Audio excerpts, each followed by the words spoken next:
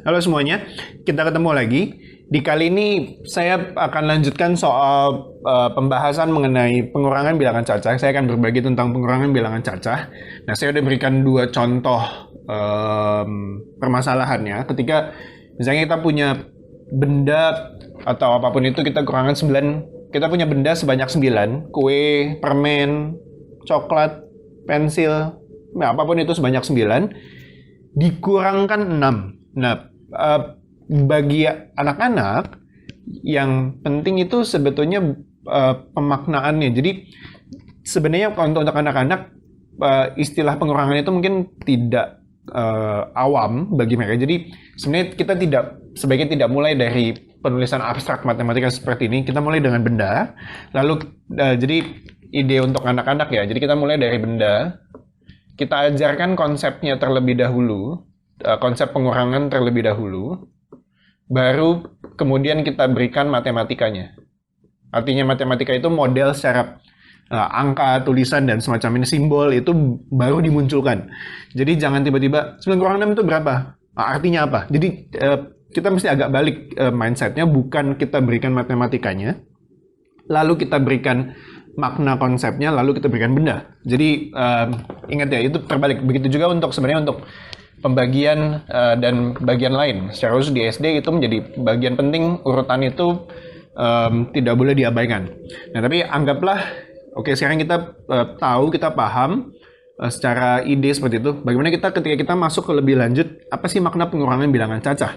Nah, misalkan, ya kalau kita samakan dengan yang tadi, saya punya benda sebanyak 9, 1, 2, 3, 4, 5, 6, 7, 8, 9. Nah, saya mau ambil 6-nya. Oke, saya mau ambil 6-nya. Atau saya mau bagikan ke orang lain sebanyak 6 kue. Jadi dari saya punya 6, saya berkurang. Saya akan mengurangkan, saya akan mengambil 6 dari apa yang saya miliki. Nah, misalkan saya berikan arsir, berarti apa? 1, 2, 3, 4, 5, 6. Berarti sisanya berapa yang kita punya? Oh, kita punya, ini sisa, kita punya sebanyak 3. Nah, makanya, dan secara istilah, jadi 9 diambil 6 sama dengan 3. Jadi secara pemaknaan seperti itu. Lalu contoh lain, misalnya saya punya 1, 2, 3, 4, 5, 6, 7. Nah, saya ambil 2. Saya ambil 2. Atau saya berikan 2. Artinya apa? Artinya saya punya 7 awalnya, diambil sebanyak 2. Jadi hasilnya, sisanya adalah 5. Seperti itu. Jadi, nah ini visualisasi secara gambar maknanya seperti itu. Nah, lebih lanjut, saya bahasin dulu. Saya lebih lanjut, pada akhirnya nanti sebetulnya kita perlu tahu bahwa konsep pengurangan itu sebenarnya adalah konsep selisih. Jadi, 9 dikurang 6 memang 3. Tetapi 8 dikurang 5 juga 3.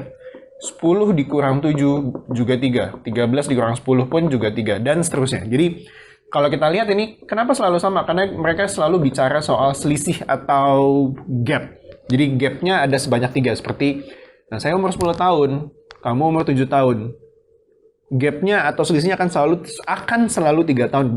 Mau berapa tahun pun nanti, setelah berapa tahun selisihnya akan selalu 3. Jadi, konsepnya selalu 3. Nah, itu menjadi konsep pengurangan atau selisih itu sendiri.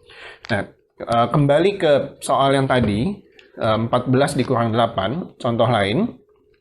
Nah, bagaimana memvisualisasikannya? Sekali lagi, saya punya 1, 2, 3, 4, 5, 6, 7, 8, 9, 10. Sekali kita gunakan nilai tempat, 1, 2, 3, 4. Nah, saya punya sebanyak 14 benda, mau diambil 8. Nah, saya akan berikan dua cara untuk melihat ini.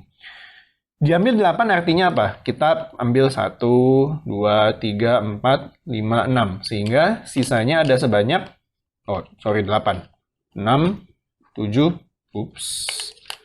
banyak 7, dan 8. Sehingga tersisa, jadi 14 dikurang 8 sama dengan 6. Atau, cara yang lain adalah, saya punya sebanyak lagi tadi 14. Nah, saya mau kurangkan dengan 8. Jadi, saya punya benda lain Saya sebanyak 8. Nah, ini nantinya konsep ini akan bersambung ke bilangan bulat. Jadi minus konsep negatif. Nah, jadi karena kita bicara soal selisih tadi, jadi kalau saya tambahkan, nah 14 dan 8. Nah, kalau saya boleh tambahkan 2, karena selisih, karena konsep selisih. Jadi ini berubah menjadi 16 dan 10, yang sebenarnya secara jumlah, secara selisih tidak berubah. Karena saya tambahkan 2 dan saya tambahkan 2, jadi apa artinya seimbang. Dan itu anak hanya akan mengerti ini kalau mereka paham tentang apa sih konsep selisih itu, pemaknaan dari selisih. Nah, karena itu akibatnya menjadi 16 dikurang 10 sama dengan 6. Sehingga secara hasil atau secara jawaban sama seperti cara yang sangat sederhana ini kita mengambilkan. Itu. Nah, cara yang kedua ini yang akan saya gunakan untuk lebih lanjut untuk bentuk soal atau bilangan yang lebih besar yang saya akan lanjutkan setelah ini.